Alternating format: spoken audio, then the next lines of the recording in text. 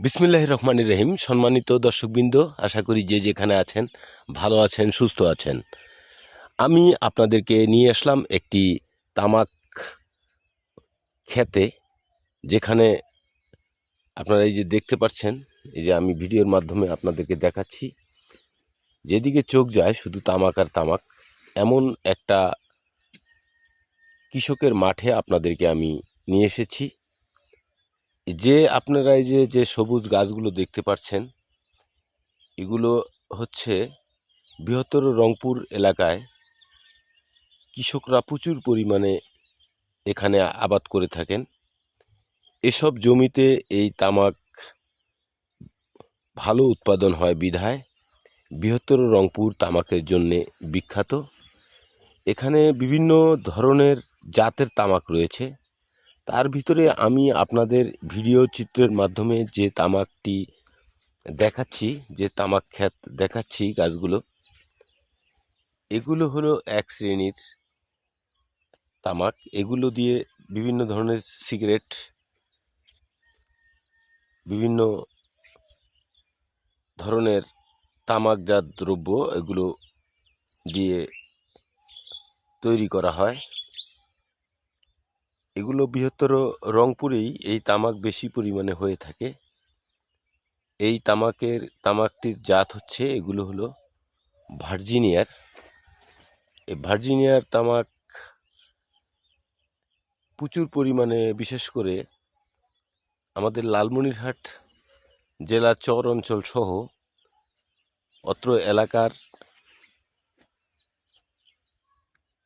বেশিরভাগ কৃষক এই তামাক আবাদ করে থাকে।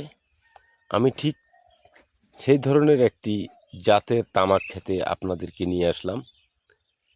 এগুলো সেই ভার্জিনিয়ারের তামাক গাছের এই যে ফুল চলে আসছে, এই ফুলটা আসলে কয়েকটি পাতা রেখে ফুলটাকে ভেঙে দেওয়া হবে।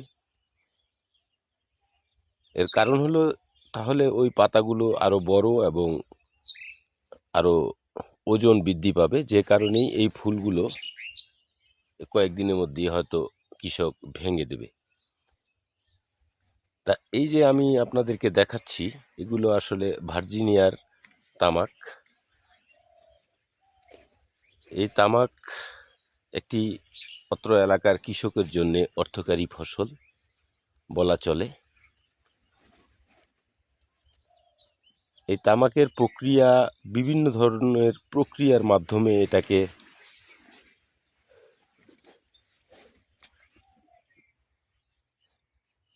সিস্টেম করে এটাকে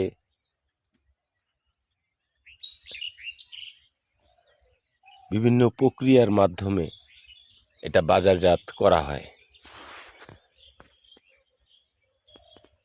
এই যে দেখছেন আপনারা তামাকের এগুলো হালি তৈরি করে এগুলোকে এভাবে রোদে টাঙানো হয়েছে। এটা ঠিক যখন এই হালিগুলো শুকিয়ে যাবে, তখন এগুলোকে আবার এখান থেকে নামিয়ে এটা আবার মার্কেটিং করার জন্যে যে পরিমাণে কাজ করা দরকার সেটা করা হবে।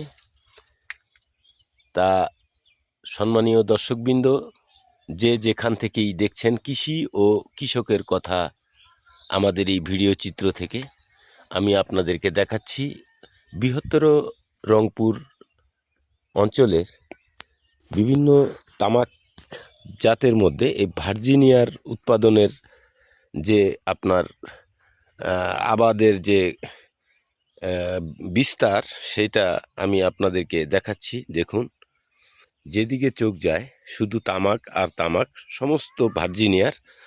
তবে দর্শকবৃন্দ, পাশে একটি মতিহার নামে এক ধরনের তামাক জাত, সেটা আমি পাশেই একটা ক্ষেত দেখতে পাচ্ছি।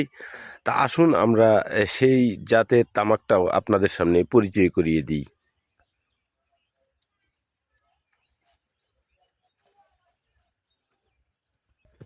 এই যে দর্শকবৃন্দ, আপনারা দেখতে পাচ্ছেন পাশেই এই যে এক ধরনের তামাক গাছ। আমরা একটু আগে যেটা দেখলাম সেটা হলো ভার্জিনিয়ার। আর এই যে তামাক পাতাটা দেখছেন এটা হলো মতিহার। এই এলাকার সাধারণত কৃষক এগুলো চর এলাকায় ব্যাপক পরিমাণে আবাদ হয়।